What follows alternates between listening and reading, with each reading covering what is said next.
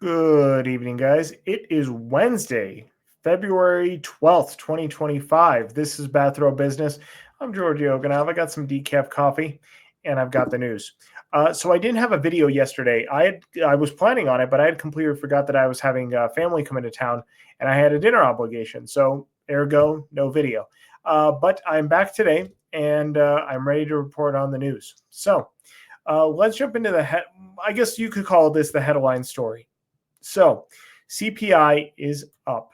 So, this article from CNBC, consumer price index rises 0.5% in January, higher than expected as annual rate rises 3%. Now, not entirely surprised, not a huge acceleration from December, because again, remember in December, we had a 2.9% inflation rate. Now we're up to 3. So it is still an acceleration. It's just somehow 3% seems a lot scarier than 2.9. Now, I want to kind of throw back to my video from Monday. I talked about how this inflation number doesn't really matter. And I want to clarify that a little bit. It's not that this inflation rate doesn't matter. It's just that in my eyes, this is still a remnant of 2024 of the previous administration.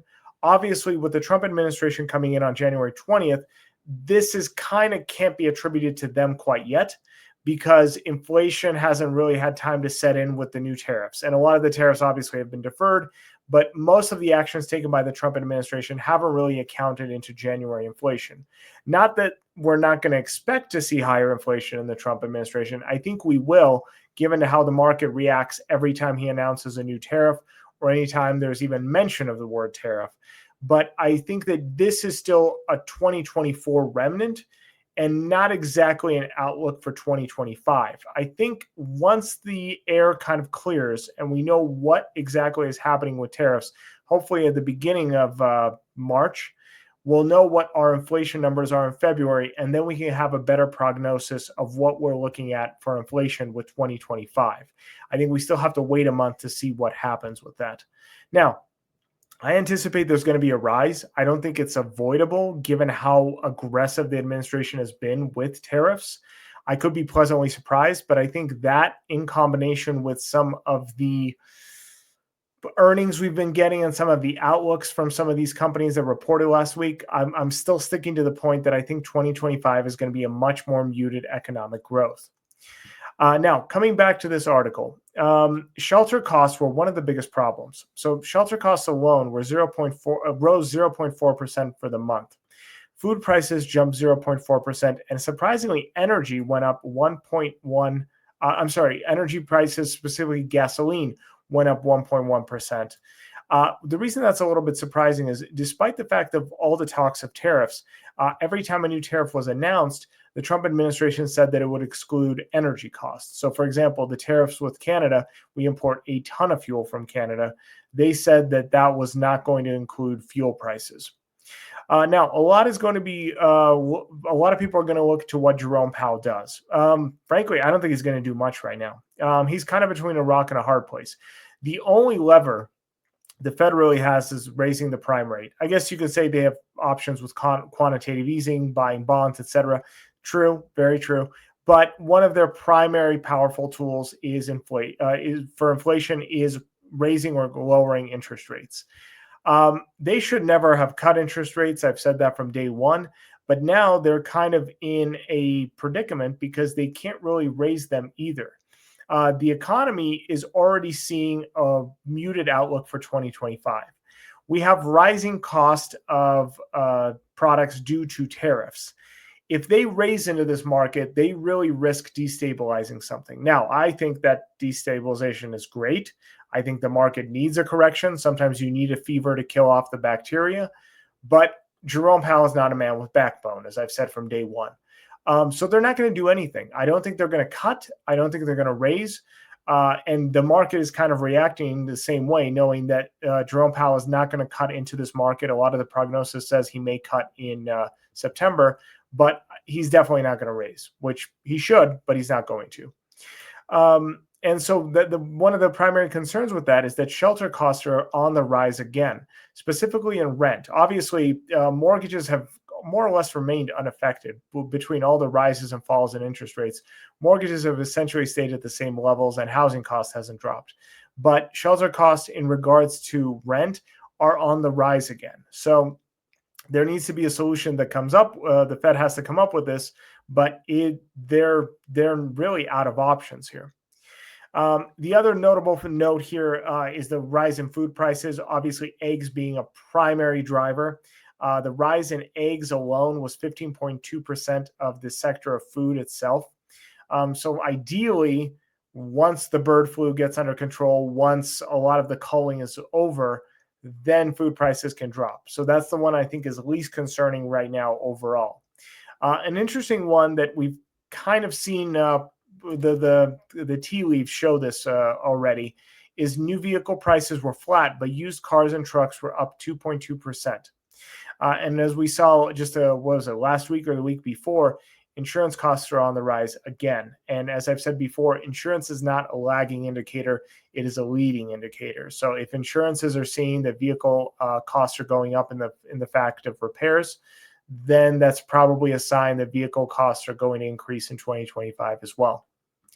Now, to piggyback off of both inflation and for motor vehicles, GM is expected to mitigate up to 50% of the potential North American tariffs, which Ford so far is saying is chaos, probably won't be able to.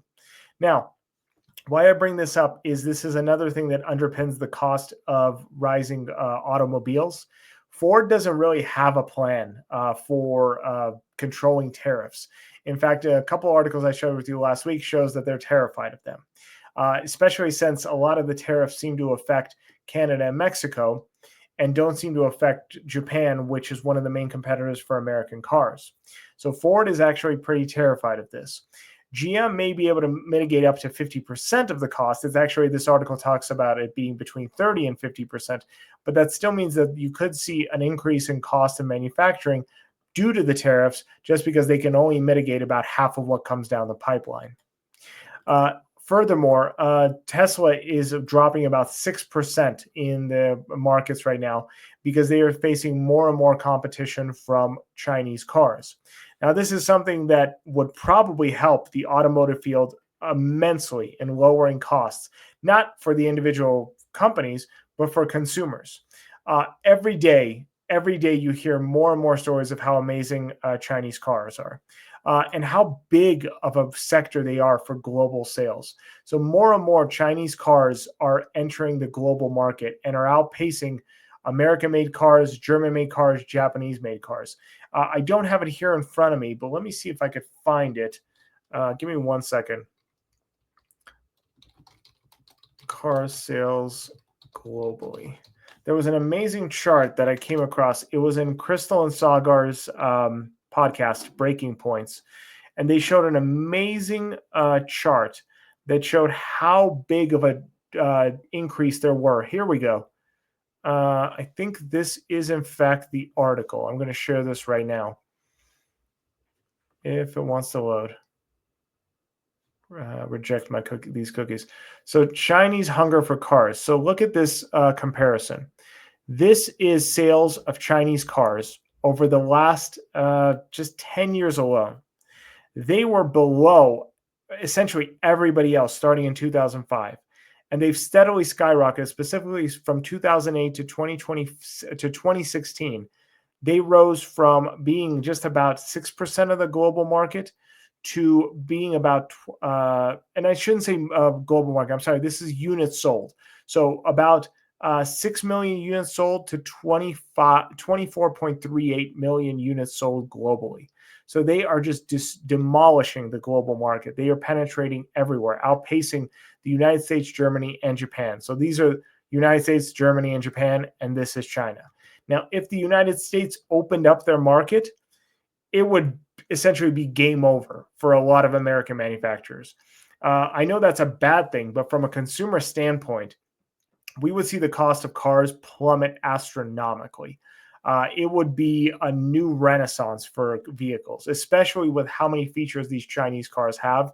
And one of the reasons Tesla rates or sales are dropping so much is because they're incorporating self-driving now into them as well. So in this article, it talks specifically about BYD partnering with DeepSeek for autonomous driving. Now, there was another company that had already done this as well and has been doing self-driving. Theirs is pretty comparable to what Tesla has now. It's nothing revolutionary, but what's amazing is it's a fraction of the cost of what Tesla, of what GM, what Ford have for their autonomous driving services. So the cost of the Chinese manufacturers incorporating that into their cars doesn't really raise the overall price, and that's what's so amazing about it. That the only thing keeping this at bay is really just tariffs and embargoes. Next story. Well, I'll share this story because it's adjacent. So I reported already how the Nissan and Honda merger was probably falling apart. I honestly thought it was still going to happen. I could not imagine a scenario where Nissan does not agree to whatever terms Honda wants it to, but apparently it did. So Nissan and Honda merger has completely fallen apart. According to this article, Nissan's pride and denial hindered merger talks, sources say. Honda pushed Nissan for deeper cuts to jobs, factory capacity, and Nissan was unwilling to consider factory closures. It also didn't like the fact that Nissan was going to become a subsidiary to Honda. This to me is just insane, seeing how big of an issue Nissan is having. They have a massive debt problem. Honda offered them a $60 billion lifeline in order to restructure and pay off their debts. And to give you an idea of what a bad predicament Nissan is in, their global sales are projected to decline by 70% this year.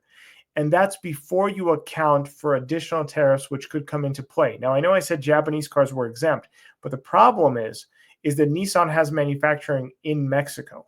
And if you add a 25% tariff to that, that is going to cut their growth in the United States and cut that forecast even further. In fact, about 25% of Nissan's cars sold in the United States are produced in Mexico. So this could be devastating to Nissan.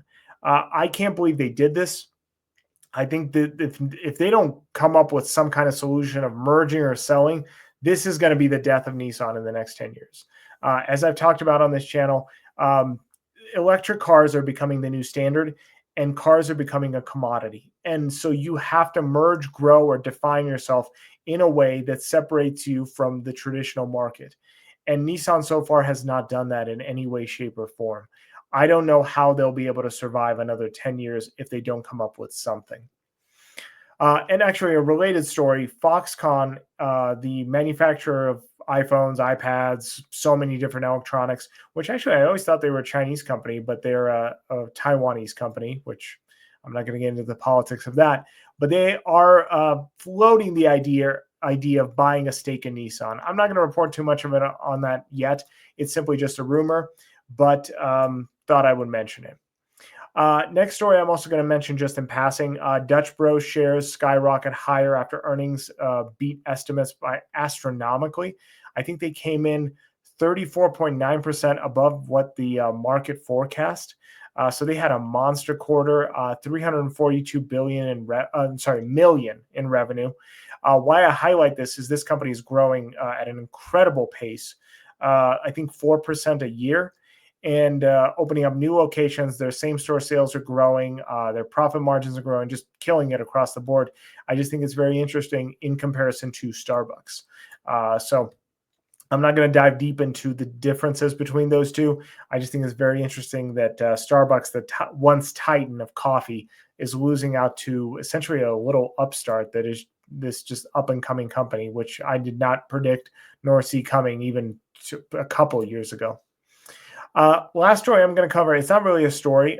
It's going to be a response to one of my comments from the video on Tuesday. One of my commenters asked about how the tariffs were going to affect us here in Utah.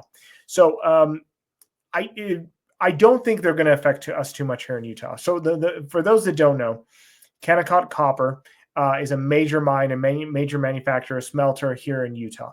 They're owned by Rio Tinto, a massive global conglomerate. But here in Utah, like the name suggests, most of the mining in Kennecott is copper. So copper is their number one mineral that they pull out of the ground. They also do get a little bit of gold, silver, and I want to say molybdenum. I think on their website it said molybdenum. So those are the main minerals that they pull. So copper is going to be unaffected by Trump's tariffs regardless. Secondly, from what I could gather from their website, most of their sales actually of minerals actually are maintained here in the United States. So they're sold domestically, specifically copper. Gold and silver obviously enters international markets, and so does molybdenum. I think it's used as an additive in steel to make it harder. But copper is unaffected. So in all in all, I don't think there'll be major effects to Utah's economy when it comes to the tariffs and mining. However, it will be affected in the same way that all industries will in regards to equipment. So obviously, mining is incredibly equipment intensive. So as all equipment will probably rise in cost because steel, aluminum are such major components in almost everything that's manufactured, that will probably increase in cost. However, I don't think it would be different from every other sector in the economy of Utah. So those are just my 2 cents on the Trump tariffs in regards to steel and aluminum. And thank you for that question. Thank you for that question. I never know if it's appropriate to say the commenter's name. I appreciate everyone that comments. And so I just wanted to respond to that to you directly. So yeah, that's it. I hope you guys enjoyed this video. I will be back here tomorrow. I don't think there's any more family coming into town.